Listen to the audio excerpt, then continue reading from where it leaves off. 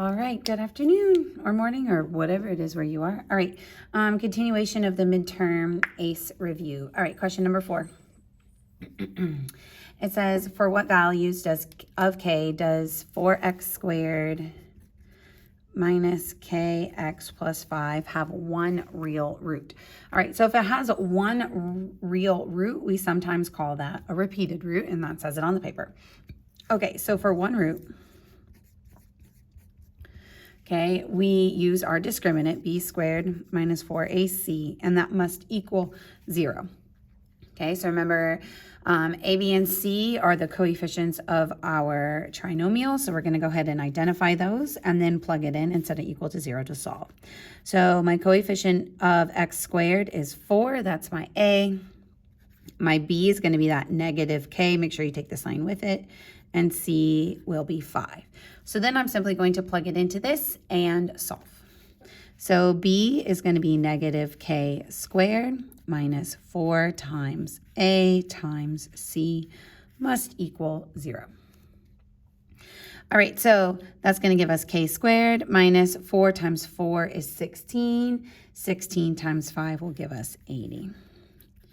Add your 80 over to both sides, and then we're going to take our square root. Okay, we have two options depending on how the answer is wanted. You can have just the, when you take the square root, don't forget your plus or minus.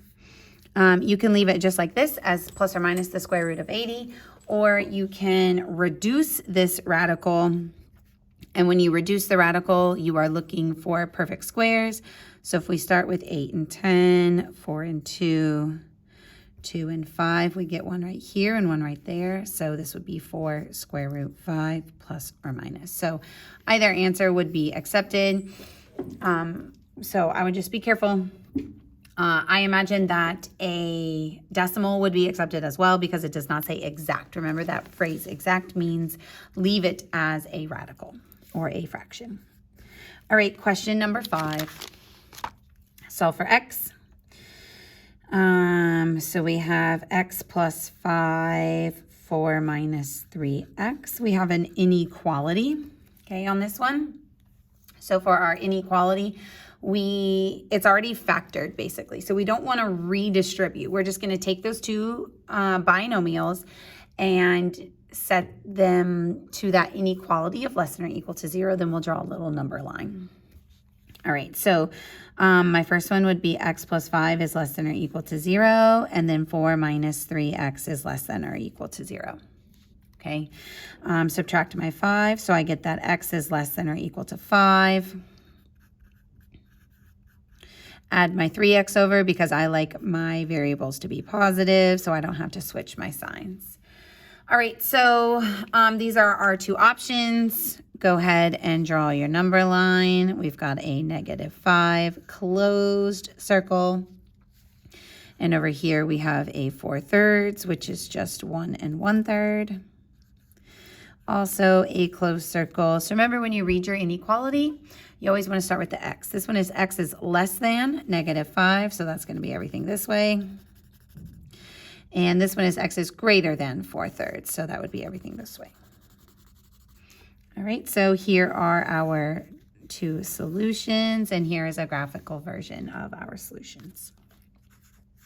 All right, number 6, the first term in an arithmetic progression. So one of the things I noticed on the last test that a lot of students missed their points on was that they didn't pay attention to whether it was an arithmetic or geometric sequence. And so therefore you were using the wrong equations because it probably was that you were rushing and you were stressed out because it was a test. So something that might be helpful for you is to bring a highlighter or at least underlining some key vocabulary words so that you are making sure you're using the correct formulas.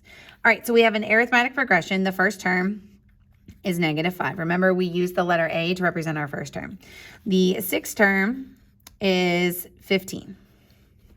The sum of all the terms, so this is S sub n, because we don't know how many terms, is 660. How many terms are in the progression? So this one is a little bit of a doozy to work. Okay, so our question is to find how many terms are in the sequence. So we're solving for our n. So what we want to do is we need to figure out what is our common difference. These two terms are not sequential, like one right after the other. So we're going to have to do some formulas to figure it out. So our formula that we will use for our arithmetic sequence is a plus n minus 1 times d. All right, and so we can use our 6-term formula for this. So I know what my a is. My a is -5. I don't know what, oh, I do. My n minus 1 is the term before. Okay, so if this is my 6th term, my term before is 5 times d, and I know that that will equal 15. All right, so I'm just taking this information and using one of our formulas to help us solve. Okay, so I'm going to add my 5 over to both sides, divide by 5. So my common difference is 4. All right, so I have a formula for the sum of our terms for our arithmetic sequence. We have 2 of them, but only really use one of them. So we have S sub n is equal to n over 2 times 2a plus n minus 1 d. All right, and we are trying to solve for n. Well, I know what S sub n is. They gave that to me, so let's plug that in. That's 660. I do not know what my n is, so I'm going to leave my n over 2. 2 times a, well, I know what my a is, so 2 times -5 plus. Again, I do not know what my n minus 1 is, so I'm going to leave it as n minus 1. And then I just determined what my common difference was. My common difference was 4.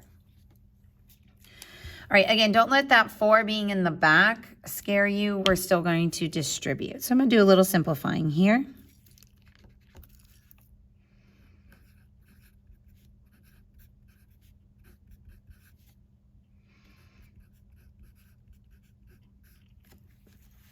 All right, so I distributed my 4, multiplied my 2, and -5. Going to do one more step, goodness gracious, of simplifying. That's going to give us a -14 plus 4n. All right, so I'm trying to solve for n. So I want to get rid of this fraction. To me, the easiest thing to do is to multiply both sides by 2. But I'm also noticing that if I were to distribute, then both of these terms are evenly divisible by that. So I think that would be an acceptable way to do it as well. So I'm going to distribute. Either option is very much okay. -14 divided by 2 is going to give me a -7n. Careful, watch your stuff. And 4 divided by 2 is going to give me a 2n squared. All right, so when I see this 2n squared, I need to start thinking about trinomials. So I'm going to turn this into a trinomial, do a little rearranging. 2n squared minus 7n minus 660. So unfortunately, 7 is not divisible by 2, so I cannot divide out a number to make these numbers smaller. So now it's just time to factor. So when I factor, I do the slip and slides. Remember, I do 2 times -660. And that's going to give me -1,320. And so I find my terms that multiply to 1,320 and add to 7, both negative. And I'm going to get n minus 40 and n plus 33. Now, you could also have used the quadratic formula here. That would have been very much acceptable. All right, so in my slip and slide method, I have to undo the multiplication by 2, and this is the step where I do that. All right, so I hope that it simplifies. So this is going to be n minus 20. This one does not, so that's going to be 2n plus 33. So now that I have my fully factored form of my polynomial, I'm going to set these two binomials equal to 0 and solve for n. So my first one will give me an n is equal to 20. This one's going to give me an n equals -33 over 2. Please remember what n represents. N represents the number of terms in a sequence. Well, first of all, the number of terms in a sequence cannot be negative, and it cannot be a decimal. So I know that that is not my solution, so this is my solution. So we have 20 terms in our sequence. All right, number 7. Given the binomial 2 minus 5x to the 5th power. find the first three terms in the expansion. Okay, so you can use Pascal's triangle if you want to, or you can use the NCR. Whatever makes sense to you. To me, the NCR is the easiest thing to do because it's one less thing for me to memorize. So we start with our exponent on top. The number at the bottom down here represents the exponent of my variable. So then this is 2 to the 5th power. So I'm only doing the first three terms. So my 5 stays a 5. My number at the bottom increases by 1 each time.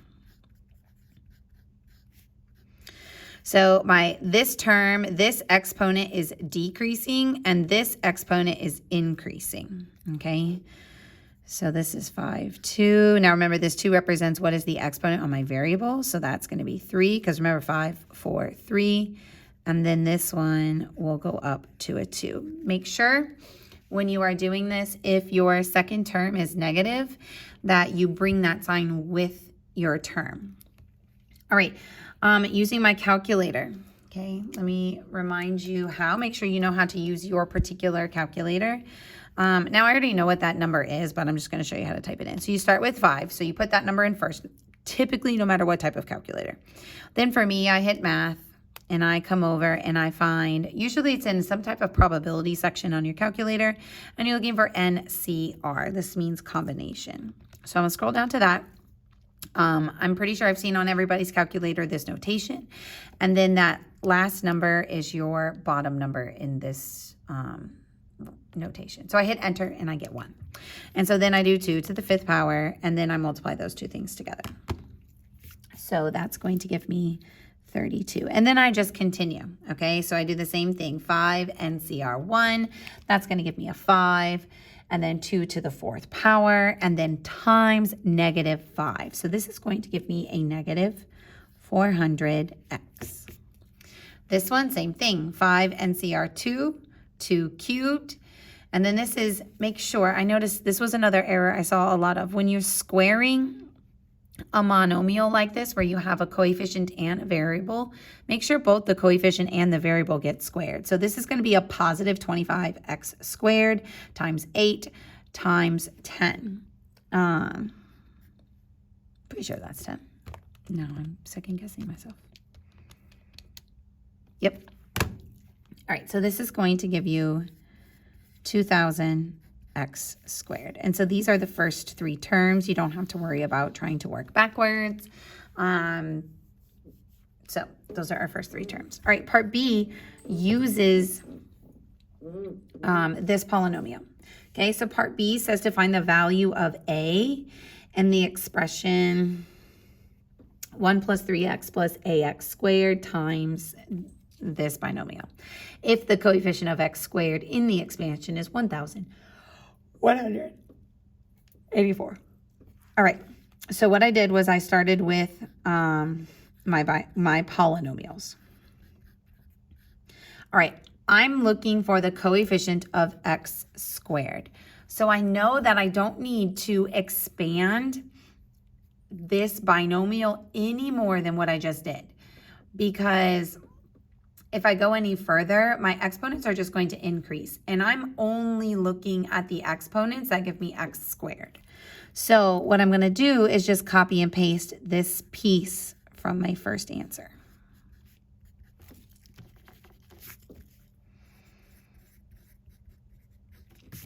All right, so I do know by my prior knowledge of multiplying polynomials together that everything in this first trinomial needs to get multiplied by everything over here. So what I want to do is figure out what terms go together so that I only have terms with x squared in them.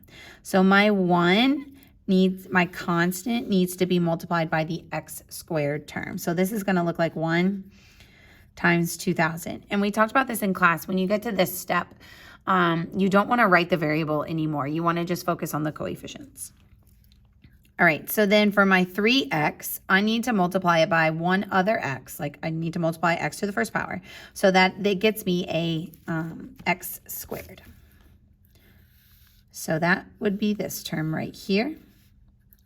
So then I'm going to do 3 times negative 400. And then last but not least, those two. Another constant and x squared term. So this is A times 32. Again, they told me that, remember, all three of these pieces right here represent the coefficients, which is what I want, and I want it to be equal to 1,184, which is what they gave me. All right, so we multiply and simplify, so that's going to be 2,000 minus 1,200 plus 32a equals 1,184. This is going to give me 800 plus 32a. Subtract your 800 and then divide. So A is 12.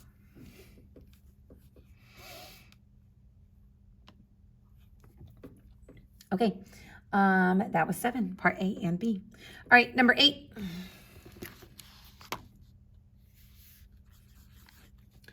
Number 8 is solving trig for sine 1/2 x plus 1 equals 0 for negative 180 to 180.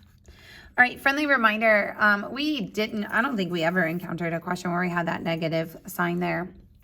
But I wanted to remind you that that negative sign, when you're thinking about the unit circle, is that negative sign represents a direction. So that negative 180 means we can go this way. And then the positive 180 means we can go that way. Okay, so again, that negative sign simply is a directional unit. So really, instead of like starting here and going around a full 360, we're almost, I guess my picture was invalid. Let me start over. We're really starting here at negative 180 because we're going that way, and then coming all the way around this way. Okay, and we're stopping here at positive 180. So it's more of a directional thing. So I mean, this is slightly valid. But what that means is when you take the inverse of your trig, if you get a negative number, that's okay. As long as it's anywhere between 0 and negative 180, you did fine. All right, so remember, this tells you that your calculator should be in degree mode. So that's going to be the first thing I'm going to double check. Make sure you know how to convert and change your calculator from degree to radians. All right, so I want to solve for sine of 1/2 x. That's my first goal. So I'm going to subtract my 1. Divide by 4. All right, so thing number 1 is that when you have something other than just x inside your trig function, you need to alter your interval with this exact number. Okay, so I'm going to do a little substitution. So what that looks like is we want to let whatever letter you want, I typically use U, equal whatever is inside that set of parentheses, as long as it's something other than just x. So when I do this, I then need to take half of my interval. So half of my lower bound and half of my upper bound. So this now turns my domain into negative 90 to positive 90. So now, instead of all the way from here, we're now just looking at these two pieces. Okay, so we're looking at just the first and fourth quadrant for where our solutions could be. Anytime that this is something other than just x, this is what you do. All right, so now I have sine of u equals negative 1/4. So I'm going to do my x and y axis. All students trust Cambridge. I'm looking for where is sine negative. Remember, these represent where it's positive. So sine is going to be negative here and here. But remember, my interval, my domain, is only in my first and fourth quadrant. So we will not look at the solution in that quadrant. We will only look at the solution in our fourth quadrant. So I'm going to grab my calculator. And to solve for my angle right here, I need to do inverse sine. Okay, make sure you know how to do that in your calculator. And negative 1/4. Okay, this number is negative, and that's okay. Because remember, my interval goes from negative 90 to positive 90. This is in that range. So I don't have to do anything different. Okay, like I don't have to add 180. I don't have to add 360. I don't have to do any of that for this because that lies on this interval. The only time we had to do that was when it did not lie on that interval. All right, so this means that u is equal to negative 14.4775. Okay, but remember, this is what u equals. I want to solve for x. Okay, I want to solve for x. So remember, right here, we said that u is equal to 1/2 of x. So now I'm going to do a little substitution here and say that negative 14.4775 is equal to 1/2 x. Multiply both sides by 2. And I get that x is 28.955. Okay, so 3 significant figures would mean we would round to the tenths place. That 5 makes that 9 go up. So my final answer is 29.0. If you remember in the notes on the AICE exams that we looked at, it said when your angles are in degrees, you will round to the tenths place. Also another reason why we rounded to that.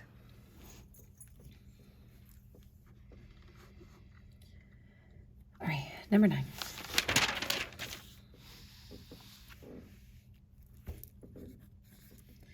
We have that f of x is equal to 5 sine squared x minus 4 cosine squared x. Part A, we want to write our equation as a minus b cosine squared x. What this means is change everything to cosine. Okay, that's what that means. So in order to do that, I need to know some trig identities, specifically this one where cosine squared plus sine squared equals 1 and all the manipulations of that. So remember, that means that cosine squared equals 1 minus sine squared, and that sine squared equals 1 minus cosine squared. Okay, so this is what we use here because I want to replace that sine x squared with a cosine so that everything can be written in cosine. So this is going to look like 5 times 1 minus cosine squared x minus 4 cosine squared x. I only need to substitute for the pieces that are not already cosine. I don't need to change something if it's already cosine. So then I distribute.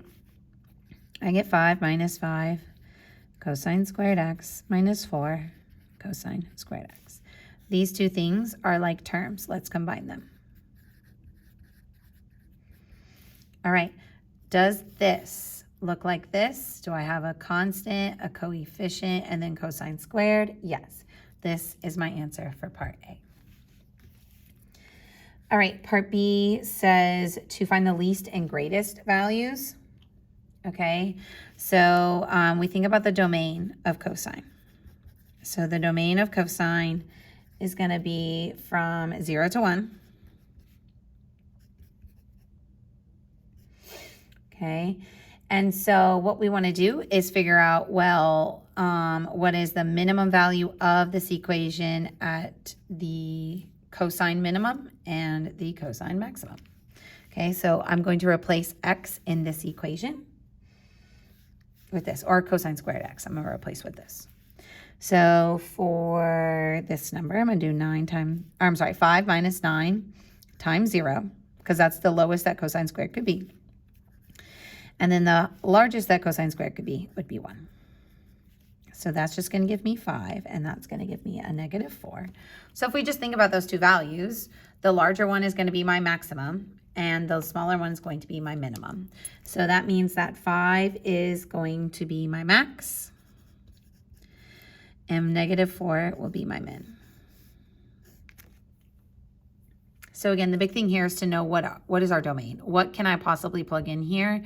Well, cosine only goes from 0 to 1. Okay.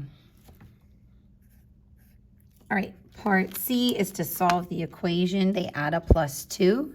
So we're going to come back to this equation right here. 5 minus 9 cosine squared x plus 2 equals 0. They give us the domain from 0 to 360. Okay, so let's start solving. 5 plus 2 is 7, so I'm going to go ahead and subtract that from both sides. Then I'm going to divide by negative 9. A negative divided by a negative is going to give me a positive. All right, so remember, friends, this is just lazy notation. This really means cosine x squared. So to undo this squared, we are going to square root. Friendly reminder, when you square root a fraction, you square root the numerator and the denominator. Okay, don't forget it causes a plus or minus to come out the front. So plus or minus. Now you have two options here. You can leave it as one giant square root of 7 over 9, or you can actually take the square root of 9, which is what I did because I know that the square root of 9 is 3. All right. So you absolutely could do your All Students Trust Cambridge and figure out where is cosine positive and where is cosine negative. But because of the way this problem worked out, we don't actually have to do that because we just have to solve this equation twice. Once where cosine x is equal to positive square root 7 over 3 and one where it's equal to negative square root 7 over 3. So that's what we will do. So we will do cosine of x is equal to a positive square root 7 over 3, and we will solve for a solution, and then we will do it again for negative 7 over square root of 3. All right, so again, make sure your calculator's in degree mode. Notice how I did not have to adjust my interval here because what was inside my parentheses next to my trig function was just x. All right, so inverse cosine square root 7. Watch out, you have to come out from underneath the radical. Divide by 3. All right, so we're going to round to 3, 6. Because we're in degrees, sorry, round to the tenths place. So this one is x is equal to 28.1. Just double check that it's in your interval. And then I do it again. Inverse cosine of negative square root 7. Come out from underneath the radical. Divide by 3. Round to the tenths place. So this will be 151.9. Okay. All right, number 10, g of x, 3x squared minus 18x plus 31, x is greater than or equal to k. All right, so let's see about this one. We want to complete the square. Okay, so we want it, part A wants it in the form a times x minus b squared plus c. So this is complete the square. What this a on the outside means is that we have a coefficient in front of the x squared that cannot be divided by all the terms. All right, so let's remind you what that looks like. So to make that happen is that we simply factor out of these first two terms. We do not factor it out of our constant. So I will say that on this particular question, I think it makes a little bit more sense to set it equal to 0 and move your 31 over, but it's totally up to you, however you want to do it. I'm just going to keep going with what we usually do. So we typically have a plus right here. Then we have our plus 31 minus blank. All right, so I need to factor out right here. So I need to take this 3 out. X squared minus 6x plus blank. Now, because I factored this 3 out over here, but I did not over here, when I balance, okay, when I balance this equation by subtracting this number here, remember, this number is going to get multiplied by 3. So in order for my equation to stay balanced, this number must also be multiplied by 3. So this is going to be 3 times whatever that is. So we complete the square. Again, I'm multiplying this 9 by the 3 because if that weren't there, like I would just do 9 and 9. But I had to factor out this 3. So eventually when we multiply everything all together, that 3 and the 9 get multiplied together. In order to make my equation be balanced, that 9 has to be multiplied by that 3. So this turns into 3 times x minus 3 squared. That's 27. 31 minus 27 is going to give us 4. All right, so here is our part A. Part B, what is the smallest value for which k has an inverse? Okay, so remember a quadratic, which is what this is. A quadratic does not naturally have an inverse because it fails the horizontal line test. But if we restrict the domain, we can. So that's what this is up here. This is them restricting the domain. So what this means is you need to figure out, okay, what is the vertex? And then whatever this number is, whatever that x value is of your vertex, that's our k. All right, so remember your vertex is this coordinate sign changed, this value sign changed, and this value keep. So our vertex is 3, 4. Which means if I want to only look at the right side of my parabola, I need all the values where x is greater than 3. Remember up here, k is that x coordinate of my vertex. So therefore, k must equal 3. All right, part C. Write an equation, find all x. Oh no, that's right. Write an expression in terms of x for g -1. Okay, this means it wants us to find the inverse. So we're going to take this simplified equation. Okay, remember this is set equal to y. When you do an inverse, you trade the x and the y. So this is y equals, so now I turn it into x equals 3 times y minus 3 squared plus 4. So now that we've swapped our x and our y, so again, I use this equation and I traded out my x and my y, I swapped them. All right, so now I just need to solve for y. All right, so I'm going to subtract 4. I'm going to divide by 3.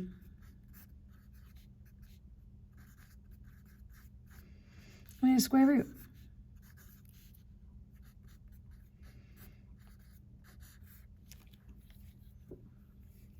Okay, remember we restricted this domain. All right, normally we would add that plus or minus right here, but we just want the positive version of this because of that restricted domain. So, all right, then I'm going to add 3.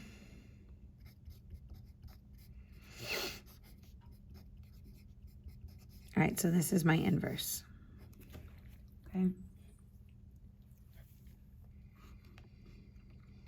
All right, part D, we are solving an inequality so that it is greater than or equal to 16. Again, I'm going to come back to my completed square function, and I'm going to use that and set it greater than or equal to 16. So it will be 3 times x minus 3 squared plus 4 greater than or equal to 16. Subtract the 4. Divide by 3. Square root. All right, right here. With inequalities, when you take the square root, this negative version, you know how when you solve an inequality and you multiply or divide by a negative, you must flip the sign. That's what's going to happen right here when we solve this inequality with -2. Okay, because of this square root, when it's negative, you have to flip the sign. So option A, we solve x minus 3 is greater than or equal to +2. Option B, I must flip my sign -2. Okay, and then I just solve. Add my 3, add my 3, and here are my 2 solutions. So x is either greater than 5 or it is greater than or equal to 5 or less than or equal to 1.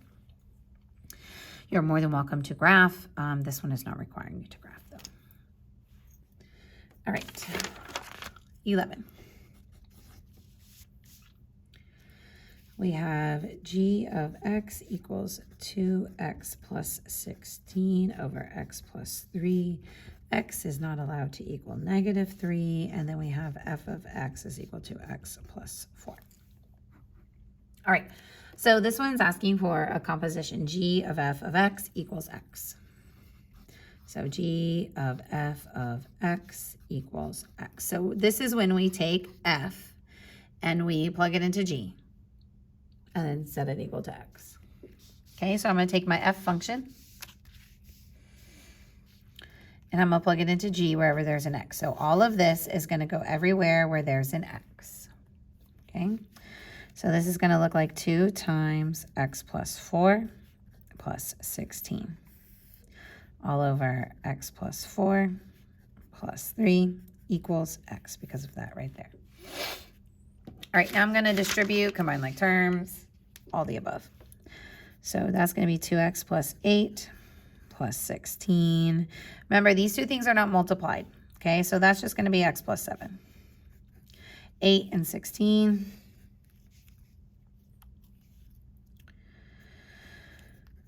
(24) x plus 7. Okay, right here, now that I have everything in my fraction simplified, I'm going to go ahead and multiply both sides by that denominator to remove that denominator. So 2x plus 24, remember, simply going to cancel on that left side. Don't forget about this x. Make sure you put your x plus 7 in parentheses. So now I distribute. This gives me x squared plus 7x, and you can imagine that now that you see that x squared, we need to turn this into a trinomial. So I'm going to move everything over to this right side. X squared. So I'm going to minus 2x. That gives me a 5x. And I'm going to minus the 24. All right, now I'm going to factor. All right, 6 and 4, 7. Nope, 6 and 4, 12 and 2. 8 and 3. 8 and 3 is the winner. So we want a positive 5. So positive 8, negative 3. X is going to equal negative 8, and x will equal 3. So we're going to have two solutions here.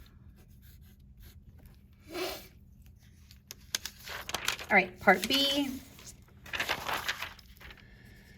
says to express inverse. So we're doing inverse again. So this one is g of negative 1 of x. So again, we're going to swap our x and our y. So x is equal to 2y plus 16 all over y plus 3. So again, inverse simply means to change your x and your y. So we need to solve for y, but I need to get rid of this denominator. So I'm going to multiply it by both sides of my equation. Believe it or not, we do want to distribute this, and then we'll kind of combine our like terms. So xy plus 3x equals 2y plus 16. All right, so now that I see I have two terms with a y in it, I want to get them on the same side so that I can factor that y out. So I'm going to move my 2y over to the left, but I'm also going to move my 3x over to the right. So this is going to give me xy plus 2y equals negative 3x plus 16. Now I need to factor out this y.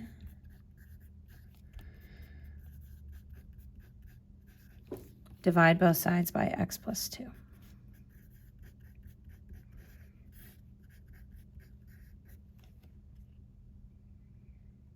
Oops, that's supposed to be a minus 2y. Sorry, because it was on this side, when I move it over, it should be a negative. Sorry. All right, this is our inverse of g. All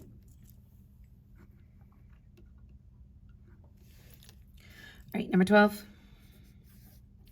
Again, make sure you're paying attention to what type of sequence these things are. This one is a geometric sequence.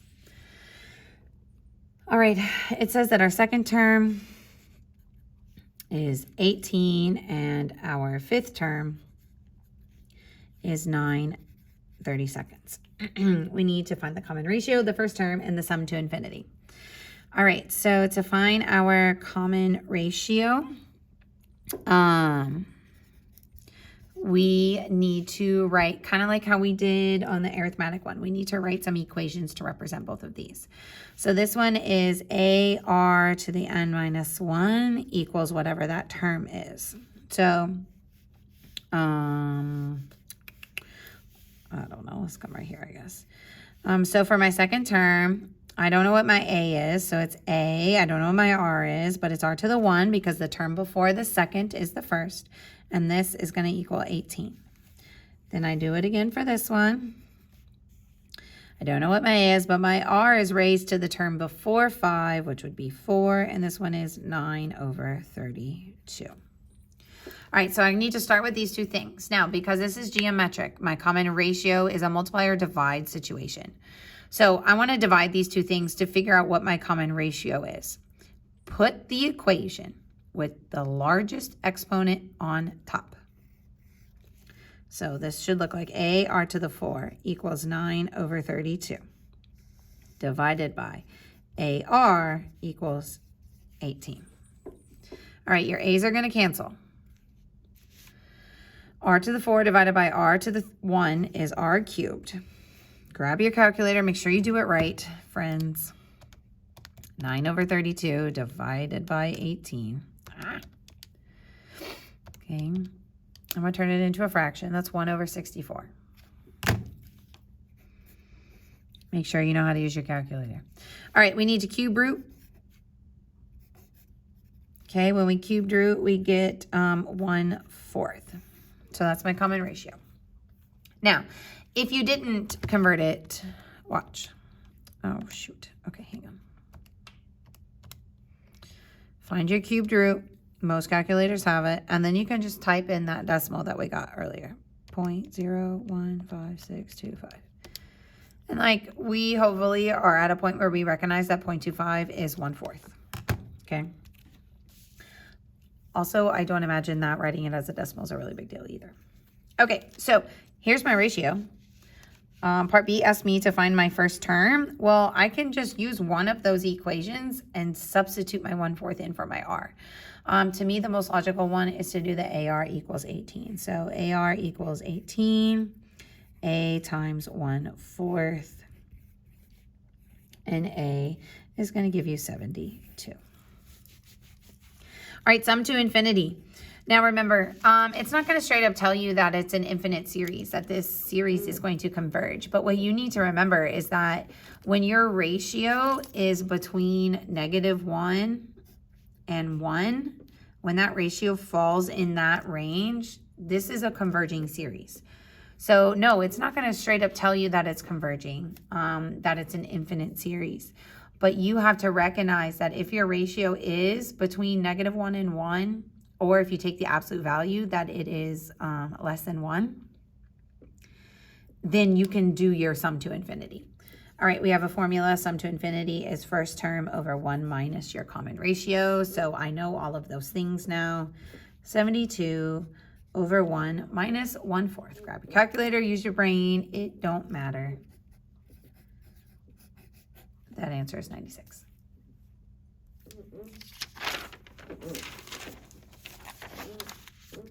All right, number 13. Geometric. Again, -2, +6, -18. All right, it wants us to find the 10th term. Well, in order for me to find the 10th term and use the proper formula for that, I need to know what my first term and my common ratio is. So again, remember, this is geometric. Make sure you're using the right formulas. So my first term is -2. Now, to find my common ratio, since I know my first and second terms, I do my second term divided by my first term. Okay, so this is going to be 6 over -2. Watch your signs. They are important. All right, so this common ratio is a -3, and that's what causes the alternating signs. Remember, geometric is multiply or divide. Okay, so now I'm going to plug it in. So our formula for our nth term is A times R to the n minus 1. So if I want my 10th one, I do my A, which is -2. I do my R, which is -3, and my -3 needs to be raised to the n minus 1. Well, if I'm looking for my 10th term, okay, 10 minus 1 is 9. All right, so then I just plug and chug that into my calculator. And this is going to give me a lovely 39,366. All right, Part B says find the sum of the first 10 terms. Again, we have a formula for that. Okay, our sum for the first 10 terms is S sub n, or I'm sorry, our formula. A times r to the n minus 1 over r minus 1. Now, we talked about how geometric series, the sums, have two formulas. One of them is this, and the other one is just the flipped version of this where it says 1 minus r to the n power. And it depends all on what your common ratio is, what type of number it is. Honestly, I've used the wrong one and I came out with the same answer. So you'll be okay, whichever one you choose. All right, so let's plug in what we know. All right, -2. My r is a -3. And we are finding the sum of the first 10 terms. So on this one, you have to be careful that that n stays at 10. It does not go down to a 9. All right, and then -1. I need to change my signs right here. All divided by -3 minus 1. Friends, when you do this in your calculator, make sure your -3 is in parentheses raised to the 10th power, and then subtract 1, and then times your -2. Okay, then we'll divide all that by our -4, and this is our answer. Okay, so just make sure you do one step at a time in your calculator so you don't accidentally make a silly mistake. All right, number 14. Oh, our favorite, graphing. All right, 3 cosine 2x minus 1 on 0 less than x less than 2 pi.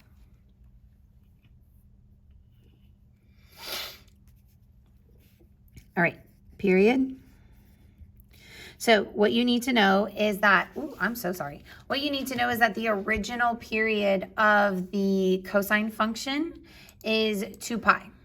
Okay, so you need to know that first so that you can alter that period with whatever is inside the parentheses, okay?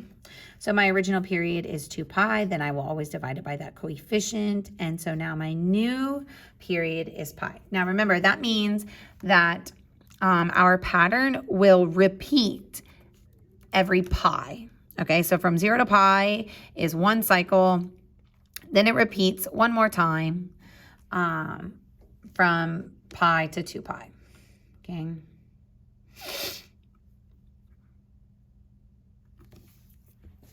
All right, with sine and cosine, you want to know what your midline is. This is our vertical shift. And we want to know what our amplitude is. This is our coefficient of our sine and cosine. So my midline is going to be out here. Okay, sometimes it's in front, sometimes it's in back, but it's always a y equals -1. My amplitude, so this is the middle. This is the middle, sorry. This is the middle of my function, and then I'm going to go up 3, down 3 from that. That's what my amplitude is.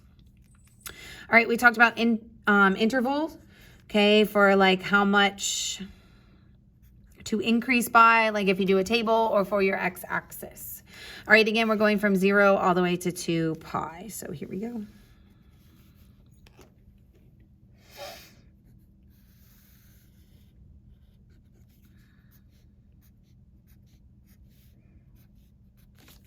Okay, so my midline is at -1. So I'm going to go down 3. 1, 2, 3. That's going to be at -4. Up 3. 1, 2, 3.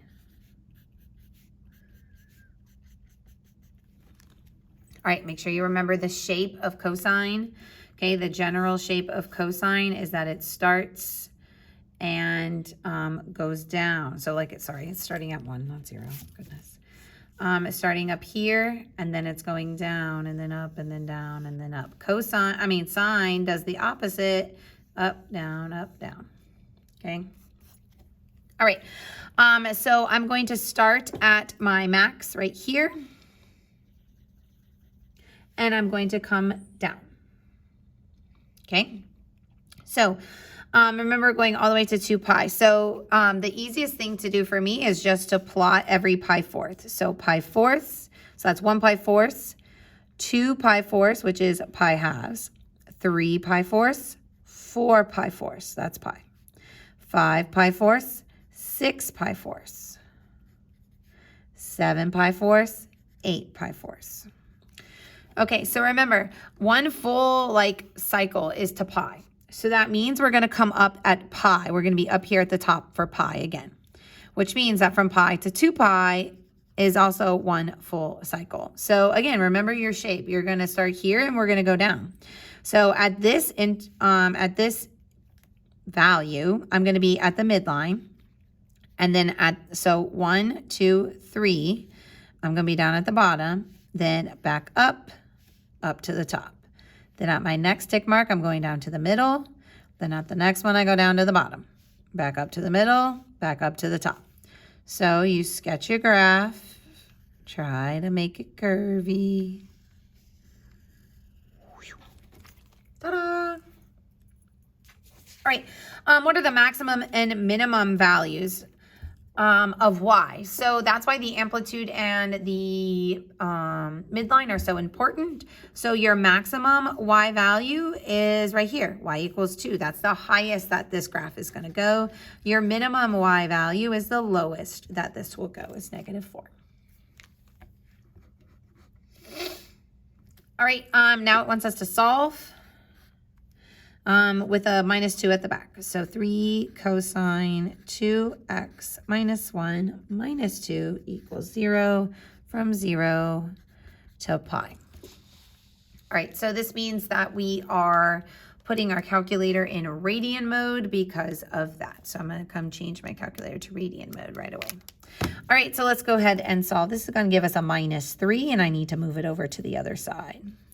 So when my -3 moves over to the other side, it turns into a +3. All right, then I'm going to divide both sides by 3, and I get 1. All right, so again, this happened earlier in the video where we had a 1/2 right here. So we need to fix this. So we're going to let u equal 2x. Now, anytime I've got something other than x, I need to change my interval. So I'm going to multiply both of those things by 2. Okay, whatever's right here. So 0 is not going to change, but my pi will change to 2 pi. So we're looking at one full revolution. All right, cosine of u is equal to 1. All students trust Cambridge. Well, where is cosine positive? Cosine is positive here and here, which is absolutely a-okay. That is my domain now. So I use my calculator, inverse cosine at 1, and it's going to give me 0. Now remember, 0 is this way first. Okay, so u is going to equal 0 in this quadrant. Well, if I come all the way around and hit 0 one more time, that's also at 2 pi. Okay, so this is kind of a special one, that the 0 is considered to be in this first quadrant, and then the 2 pi is considered to be in our fourth quadrant. All right, but remember, this is what u equals, so I need to set it equal to 2x. So 0 is equal to 2x. X will be 0, and 2 pi is equal to 2x. Okay, now you can see that that's back on my original interval. All right, one more to go.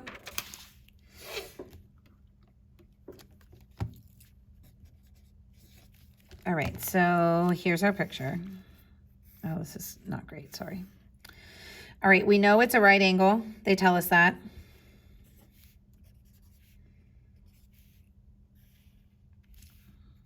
Here's our shaded region. All right, let's see. OA has a length of 5, which also means, even though my picture is not drawn very well, that OC is also 5. Because remember, this is the center of a circle. Okay, so like if we think about it, like that O is the center of a circle. Okay, this is a part of the circumference of my circle.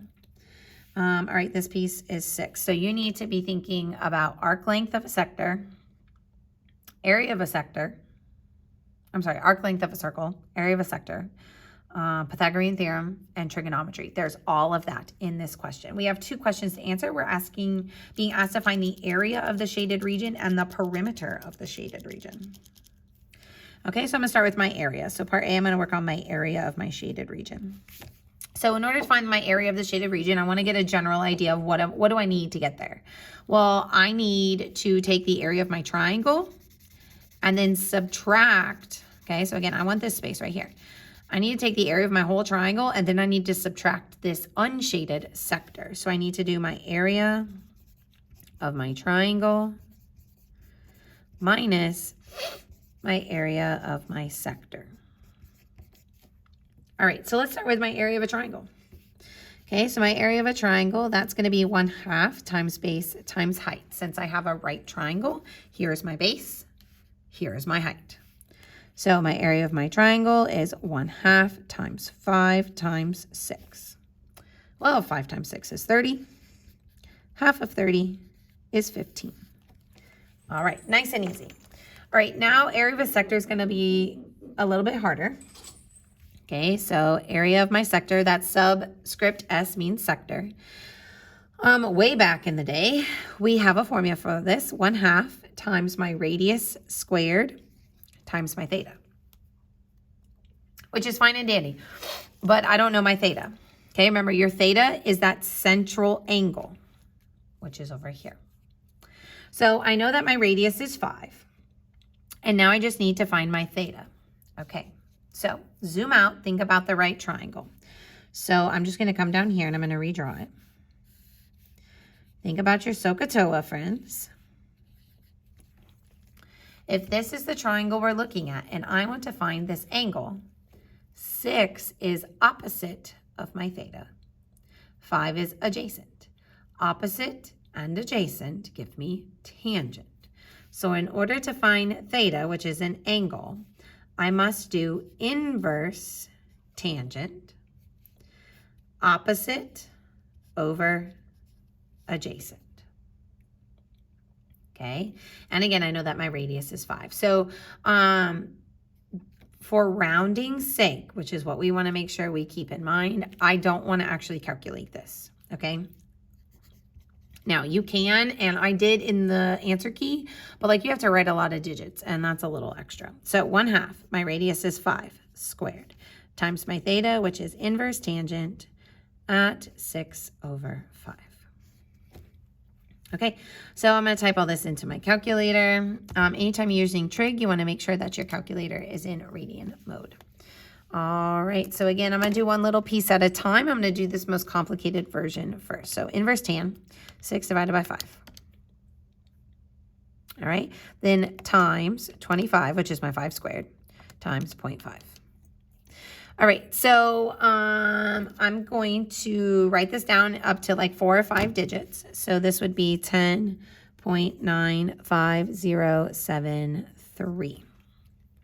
All right, so now I'm in a space where I can find the area of my shaded region. I have the 2 pieces that I notated up here that I needed. I need my area of my triangle, my area of my sector. So I have those 2 things. So let's now subtract them. So my area will be 15 minus this 10.95073.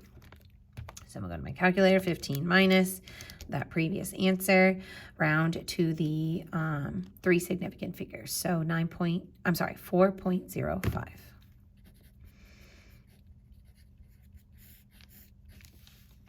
All right, second part is that it wants the perimeter of your shaded area. Okay, so I want to write down all the pieces that I need.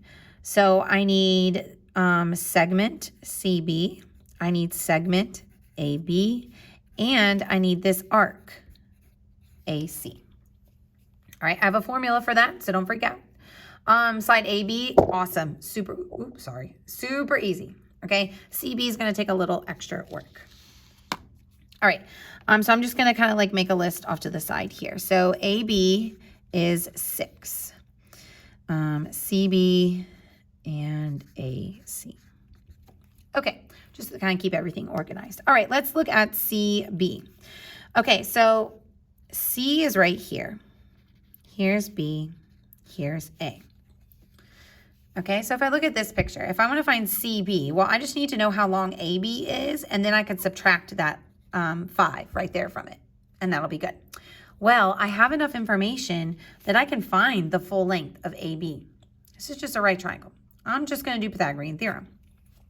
So let's find, oh, I'm sorry, this is an O, not an A. So let's find the length of side BO by doing Pythagorean theorem.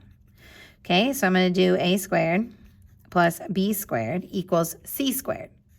But I'm going to go ahead and take care of the square root right away. So BO is going to equal 25 plus 36, square rooted. That's going to be 61. Okay, now that's the whole thing. For the piece that I want, I need to take my whole thing and subtract 5 from it. So my CB needs to be the whole thing, square root of 61. Remember, because of rounding, we don't want to actually go ahead and calculate that, minus that little piece of 5. Okay. All right, now for my arc, I have a formula for that. We have an arc length formula.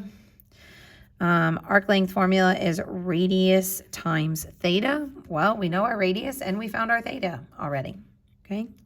So our arc length will be radius, which is 5, times that inverse tangent of 6 over 5. So inverse tangent 6 over 5 times 5.